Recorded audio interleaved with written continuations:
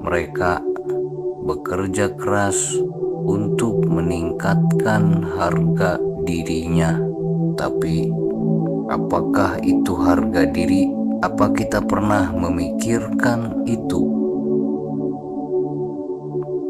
Siapa yang patut menilai tentang dirimu?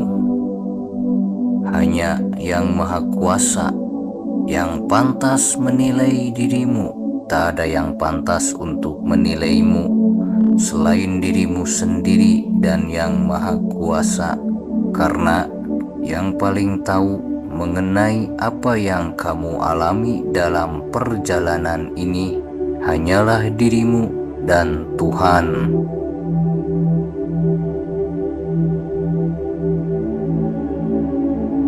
Seseorang yang terbutakan harga dirinya akan memohon penghargaan, mengharapkan penghargaan, dan selalu mengharapkan validasi dari orang lain.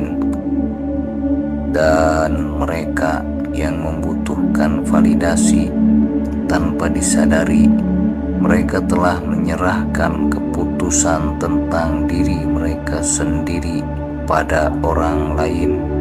Itu adalah kekeliruan yang banyak dialami orang-orang. Mereka tidak pernah punya keyakinan pada dirinya sendiri. Mereka hidup di dalam ketakutan menjadi orang yang lemah, takut menjadi orang yang tidak dipandang. Ketika para remaja yang perempuan dan laki-laki, ketika mereka tenggelam dalam harga dirinya, mereka tidak akan pernah bisa menghargai cinta. Ketika suami dan istri, ketika mereka tenggelam dalam harga dirinya, mereka akan bertengkar dan saling memisahkan diri. Ketika seseorang tenggelam dalam harga dirinya, maka ia akan meninggikan dirinya sendiri. Itu adalah aroma kesombongan yang tanpa disadari dinikmati oleh mereka yang tidak mengetahuinya. Mereka yang tenggelam dalam harga diri menciptakan permusuhan dengan orang-orang, bahkan bisa menciptakan permusuhan dengan keluarganya sendiri. Apa ini artinya untukmu?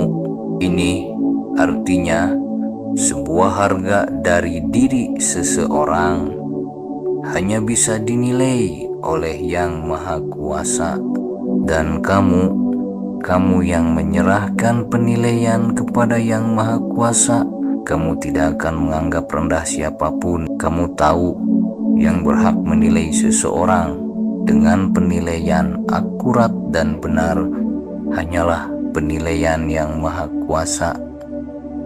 Harga diri pada dasarnya adalah kebutuhan manusia kepada rasa bahagia.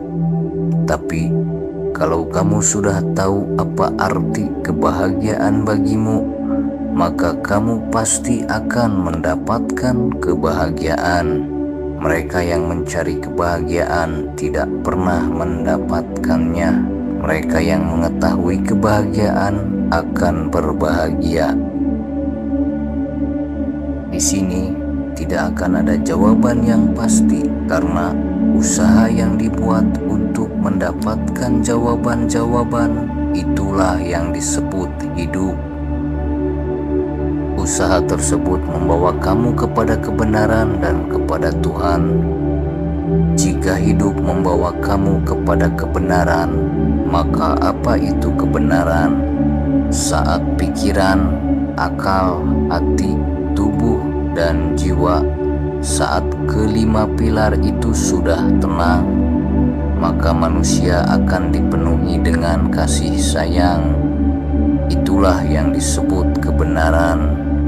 Kebenaran itu adalah cinta kasih, dan Tuhan menamai dirinya dengan kebenaran, yaitu basmalah.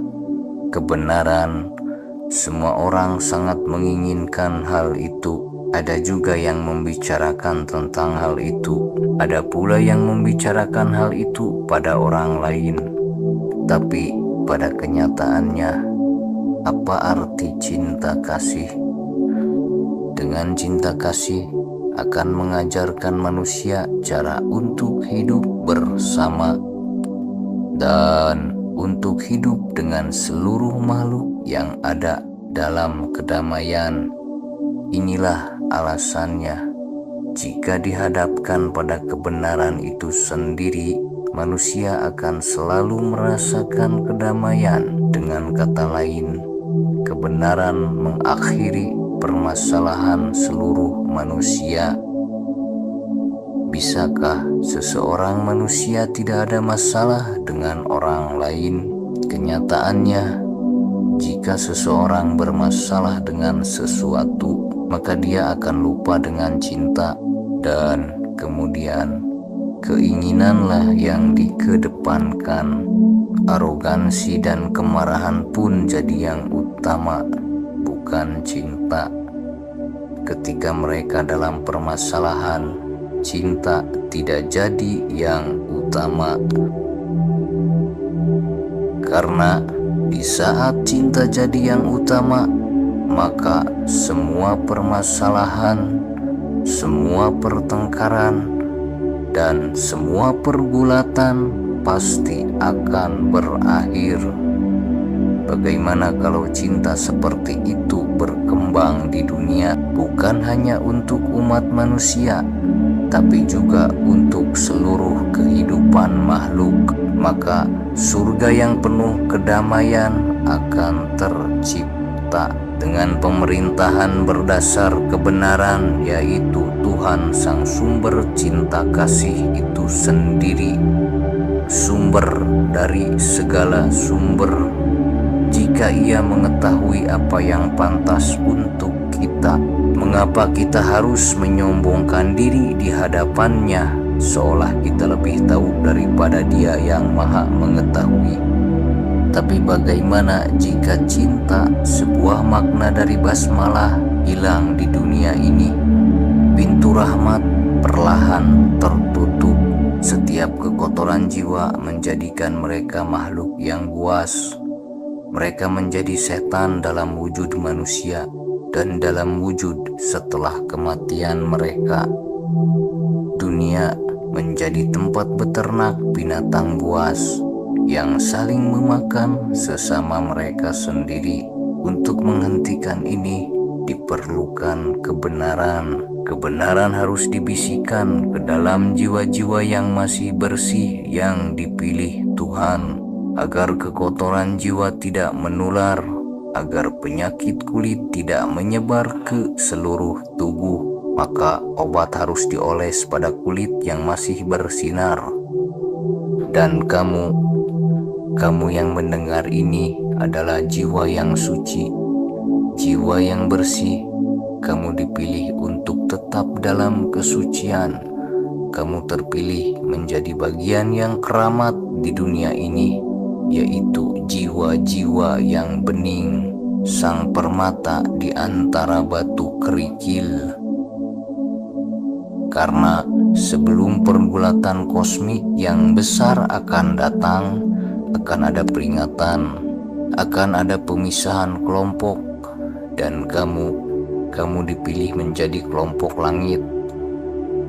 Dan mereka, para pendahulumu, para leluhurmu yang berada di langit, memberkahimu. Akan ada pergulatan besar untuk meruntuhkan kuasa kegelapan. Ini bukan kisah dongeng, ini bukan kisah imajinasi, ini bukan kisah fiksi, ini adalah kisah nyata. Salah satu contoh dalam hidup saat manusia benar-benar melupakan dasar-dasar dari kebenaran, dia bergantung pada beberapa peraturan dan pada kebiasaan orang banyak, hingga dia pun melupakan semuanya. Kebenaran baginya menjadi kebenaran kolektif dan sebuah kebenaran validasi. Dan kemudian dunia pun dipenuhi pergulatan besar dengan iri hati, eksploitasi, kemarahan, manipulasi, tipu daya, kebencian, saling tarik-menarik, dan ketidakbenaran. Kemudian Sang Maha Kuasa harus menentukan keputusannya untuk memberikan pengetahuan yang benar pada manusia. Jika kamu mendengar ini, maka ini bukan kebetulan. Yang Maha Kuasa memilihmu. Dia menginginkan kamu di jalan yang benar. Tiada hal yang patut disyukuri lebih dari apapun selain keinginan Yang Maha Kuasa sendiri agar kamu di jalan yang benar. Mereka yang menganggap kerusakan sebagai kemajuan, mereka kehilangan mata. Mereka yang menganggap kebenaran dari kolektif dan validasi, mereka kehilangan kebenaran. Mereka yang tidak memiliki rasa malu atas perbuatan tak bermoral, mereka bukan lagi manusia. Mereka kehilangan cinta untuk seluruh dunia dan untuk diri mereka sendiri. Maka tidak ada lagi kebenaran pada saat itu dalam diri mereka.